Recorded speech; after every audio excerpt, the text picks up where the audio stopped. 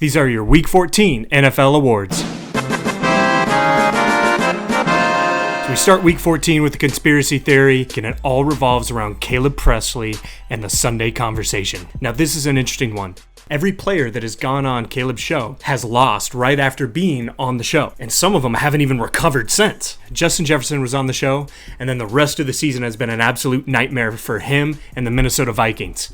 They have quarterback controversy. They have people getting injured. If I was Justin Jefferson, this would be a season to forget, a nightmare season. I would never go on Sunday Conversation again because ever since then, it's been all downhill. Lamar Jackson. Apparently, he's just forgotten to play football since being on the show. And then the following week, they lost. And then the next week, he got injured. There's something about Caleb Pressley's show that gets into the head of these players. They just can't seem to shake it. Lamar Jackson hasn't looked himself the entire season since that point. The Ravens are 6-7 and heading to miss the playoffs. And you thought we were done with those two players. Oh no, Jared Goff. He went on the show, lost to the Packers. The Lions have picked things up as of late, but Caleb, what are you doing? How are you doing this? Your questions are interesting. You're messing with these guys' heads. Xavier Legette. I'm probably pronouncing that wrong. He goes on the show about a month ago, loses that week. And he hasn't had a very good season at all. He's ranked 116th in receiving stats this season in the NFL. Not very good. Just under Darnell Washington. And just above fourth string wide receiver out of Tampa Bay, Tez Johnson. But I'm watching. There's something to this. All right, now it's the See You Next Year award. Well, unfortunately, that goes to two players. Daniel Jones, absolute terrible injury, ruptured his Achilles, out for the season, right when the Colts were legitimately going to make a playoff push. They were looking really solid. That's just really bad timing. Daniel Jones, I think, would have gotten Comeback Player of the Year this year if he could have finished out the season. And unfortunately, he is the first recipient of the See You Next Year award. Zach Ertz, Marcus Mariota, you sent him to the hospital. That was so bad. It's just a lob, super high in the air.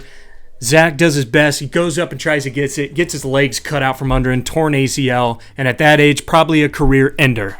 He shouldn't have thrown that ball.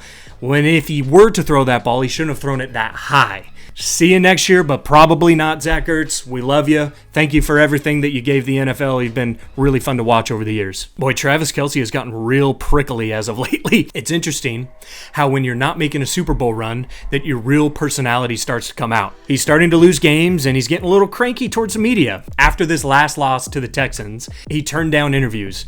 And he just doesn't want to talk to anybody because he's frankly getting embarrassed. It's not fun to watch him play football anymore. Well, now he can't even catch a ball.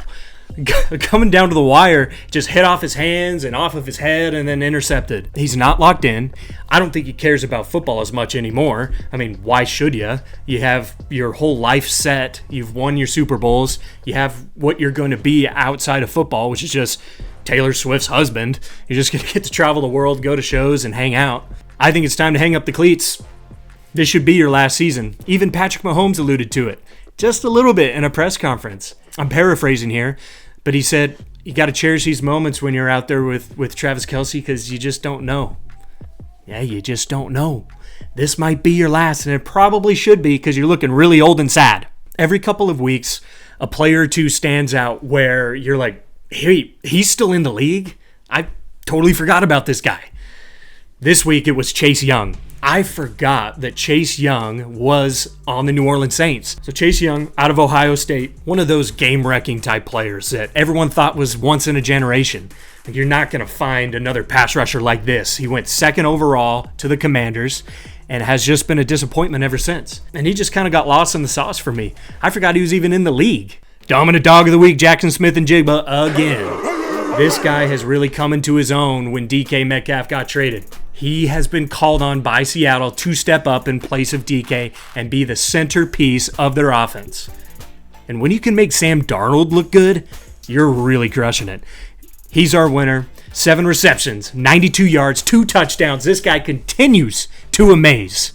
I love watching Seattle play now. Thank you, JSN. Now, this is my personal favorite category. It doesn't come around every week because, to be honest, not every week delivers something worthy to be a hit stick of the week. My goodness. Jalen Petre, I think I'm pronouncing your name right. Sorry if I'm not. You won the game for the Texans with that absolute hammer on Rashee Rice. If the Chiefs get a first down there, that game could look totally different. Jalen Petre delivered the hit of the week. That thing will be on SportsCenter forever. I loved it because it kept the Chiefs from winning again. Thank you. Those are your Week 14 awards on Football First. Make sure to like and subscribe, and we'll see you guys next week.